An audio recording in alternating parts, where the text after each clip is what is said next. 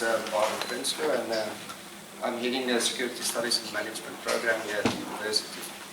So I thought it apt that we can start with just a little bit of an introduction to the theme of Islamic extremism.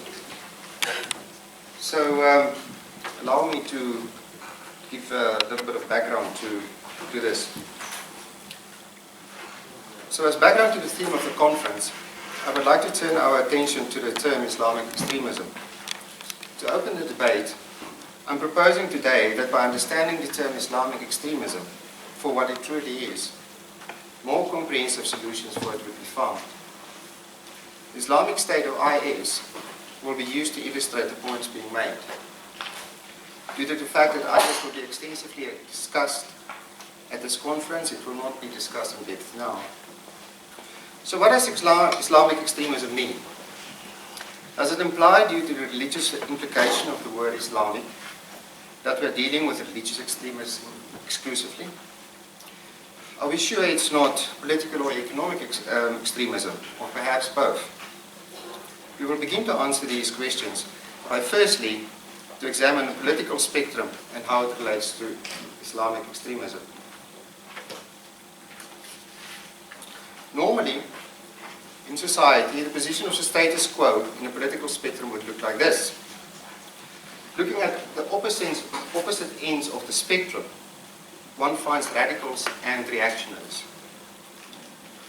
A radical actor can be defined as a person who is extremely dissatisfied with society as it is and therefore impatient with less extreme proposals for changing it. Hence, radicals favor an immediate and fundamental change in a society. Only the reactionary actor proposes retrogressive change. Remember this. Therefore, she or he would like to see society return to a previous status, condition, or value system.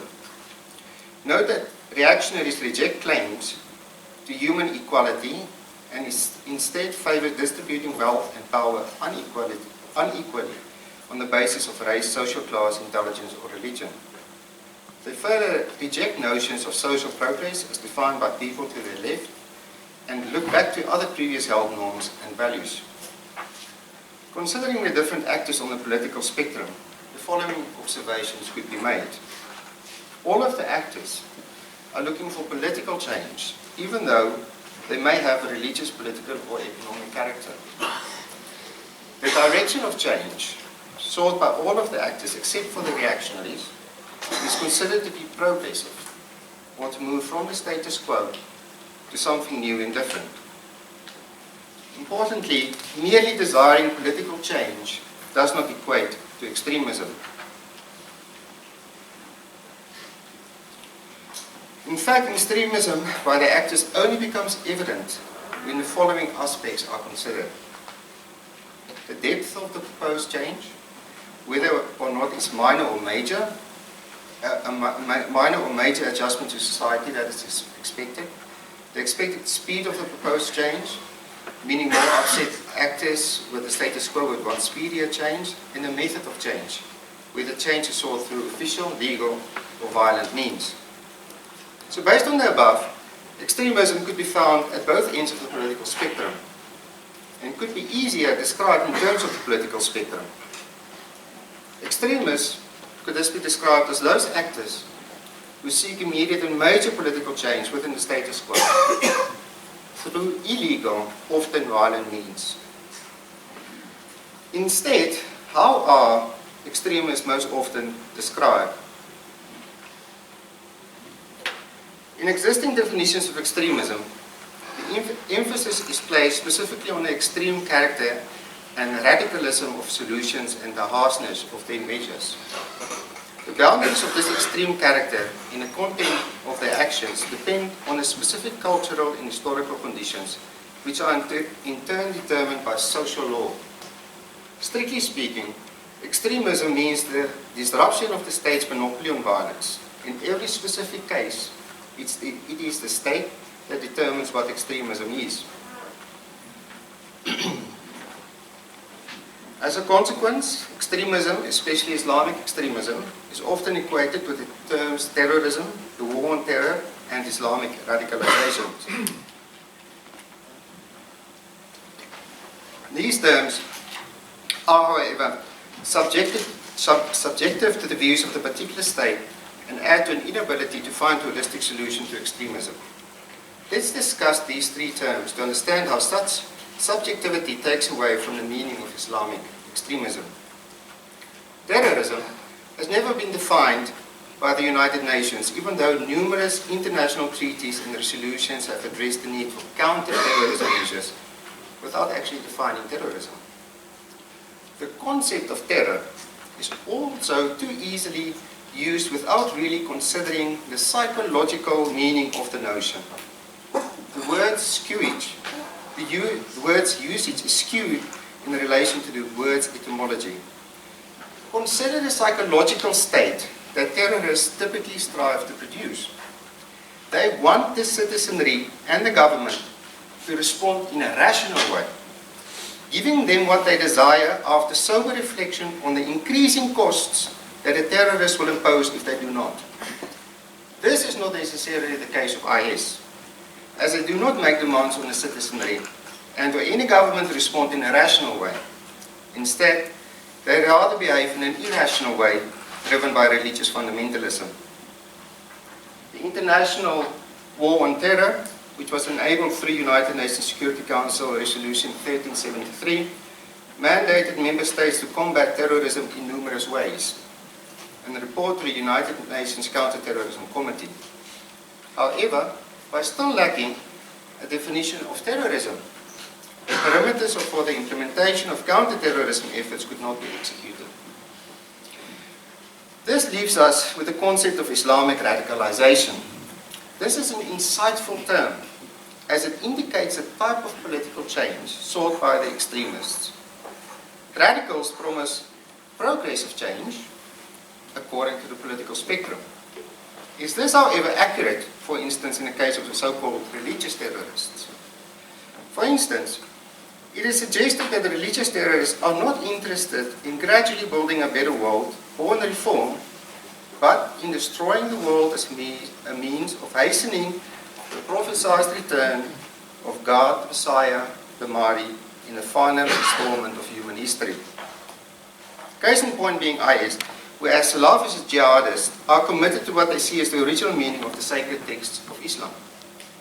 Consequently, IS is essentially seeking to change the existing political order in the Middle East through so-called terrorist violence, to establish a state based on a misinterpretation of Islamic religion and to expel foreign influence, political, economic, and ideological. For the Muslim, IS might be selling progressive change, but it's in fact very much retrogressive in nature. As a consequence, by analyzing the political spectrum, the wording should rather be Islamic reactionism and not radicalization. Islamic extremists could thus be described as those reactionary actors who seek immediate and major political change within the status quo through illegal and violent means. It's not a question of religious actors seeking religious change, but a clear attempt to return society to a previous religious condition and value system. So what could be learned from the term Islamic extremism? It is notable to see what are generally considered to be the drivers of terrorism. According to the Institute of Economics and Peace based in the United States, in the relatively more developed and politically stable OECD countries, drivers of terrorism correlate with socio-economic factors such as a lack of opportunity and low social cohesion, while in less developed and less politically stable non-OECD countries, these drivers correlate with internal conflicts, political terror, and corruption. Although these views might be accurate, they do predicate certain actions from OECD countries to address these drivers of terrorism. 2 points, however, should be kept in mind when actions are taken by states against so-called drivers of terrorism. The first point that should be considered is by describing Islamic extremism in terms such as terrorism or Islamic radicalization, the focus in preventing attacks or stopping groups such as IS becomes reactive in nature. such as the introduction of counter-terrorism measures expressed for by the United Nations. These reactive focuses further include measures to counter certain ideologies from spreading, instituting a better state security apparatus, expanding strategic partnerships between states on intelligence and security, as well as targeted police and military responses. It is thus understandable that OECD countries, having identified the drivers of terrorism from a Western perspective, may believe that military interventions in non-OECD countries against groups such as IS, as well as to simultaneously strengthen their own domestic security apparatus, would be effective in targeted measures to stop the drivers of terrorism.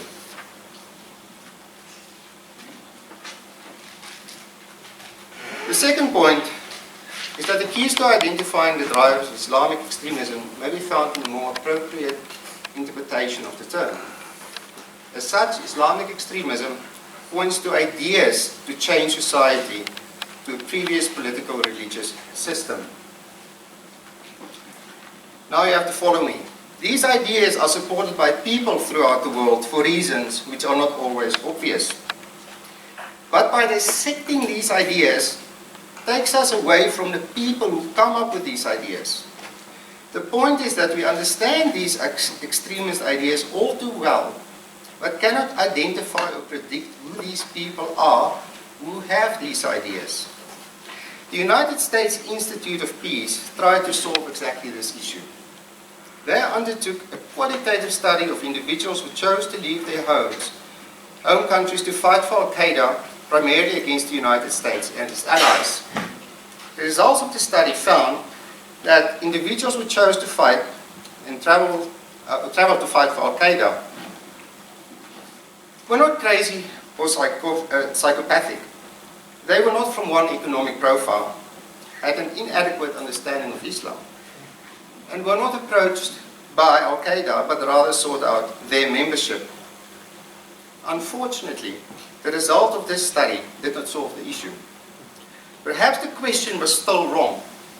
Maybe it should not be who are these people, but rather why are these people joining extremist groupings.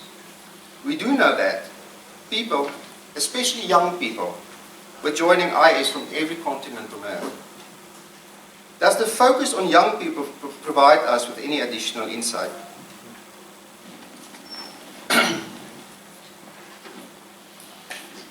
Young people are defined as those people currently 30 years and younger, which is considered to be the global median age, and numbered in 2016 to be approximately 3.7 billion people out of 7.3 billion people on the planet. As of 2010, Islam had the second largest religious following with 1.6 billion adherents, or close to 800,000 people younger than 30 years of age. Why would young people be involved in an attempt to return society to a previous political, religious condition and value system? Well, first of all, because there's a natural link, a psychological link. Extremist identification among the youth is linked to young people's ignoring of society's established norms and values, and to the quest for other norms and values that differ substantially from those that are socially accepted. And I'm not making this up. Specific grounds for youth extremism include certain essential traits of the age, such as young people's urge for romanticism, problems related to the search for identity, especially in circumstances of large-scale social transformations, the formation of an authoritarian personality complex, notably an excessive concern with matters of status and power, the culture of violence which prevails in society, and young people's dissatisfaction with their own position in society. Whoever has the youth has the future was one of Hitler's often repeated phrases. For the attainment of this future, Hitler took complete charge of the youth's physical, emotional, and intellectual development in Germany. He managed to do this on the specific grounds for youth extremism which was just discussed. It dates back to 1900, when the youth, tired of the strict discipline and regimentation of school authorities and the mechanization of life, which was making machines out of men, banded together to seek relief from these pressures. But surely the youth is in a better position today and has a much better and brighter outlook. Well, unfortunately, that's not so. Our young generation of people are unfortunately looking towards a world where scientific evidence and concern are mounting that humanity faces a defining moment in history. A time when we must address growing adversities or suffer grave consequences. It's a time of climate change and its many potentially catastrophic impacts, depletion and degradation of natural resources and ecosystems, continuing world population growth, disease pandemics, global economic collapse, nuclear and biological war and terrorism, runaway technological change. Clearly, for the younger generation, it's a world of either or. Either something is done now or there will be consequences. In reality, the global youth are further challenged by unemployment and inequality. Global youth unemployment constitutes, and it's global youth unemployment, 14% of the total labor force ages 15 to 24. This segment of the population equates to 166 million people globally without work. By 2050, it's projected that Muslims will have 2.8 billion followers, or constitute 30% of the global population. Extrapolated from the above statistics and all things being equal, it means that by 2050, close to 56 million Muslims globally between the ages of 15 to 24 would be without work. Alongside poverty and vulnerability, levels of inequality are rising both across and within countries. The world is said to be more unequal today than any point since World War II. By 2015, the bottom half of the global population owned less than 1% of total wealth. In sharp contrast, the top 1% alone accounted for 50% of global assets. Opportunities to bridge this inequality are also the benchmark by which young people are judging the prevailing political or economic systems to see whether they could provide opportunities to catch up themselves. However, to be among the wealthiest half of the world in mid-2015, an adult needed $3,210 in assets. One's debts have been subtracted. Moreover, a person needed at least $68,800 to belong to the top 10% and $760,000 to be a member of the top 1%.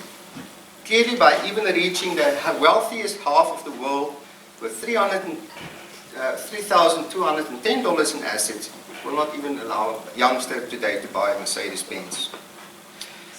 It could be resolved that young people would feel they would not be able to catch up if the economic or political status quo continues to prevail.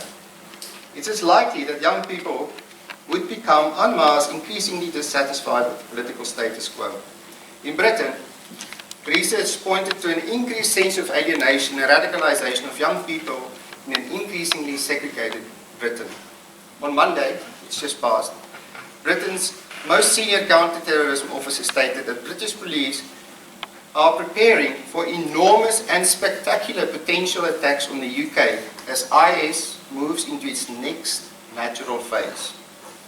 Clearly, we understand the threats posed by and the ideas of Islamic extremism, but we struggle to understand the enemy living within our society. Will local young people be involved in these attacks? Most probably. Indeed, young people are represented as both a social problem and a social threat, leaving young people themselves to feel demonized by government policy and media reporting. This reflects that in public opinion that young people would dare to show any sympathy with a political discourse fundamentally at odds with mainstream views are not worthy of society's respect and efforts. Let alone its trust. They are, in one word, suspect individuals that ought to be removed from society. The appropriation of a religious identity can serve as a powerful strategy to gain self-esteem in a discouraging environment. A small group of Islamic youth indeed develops a more oppositional or extreme strategy to gain self-esteem. For these young people, the authorities can lose their legitimacy.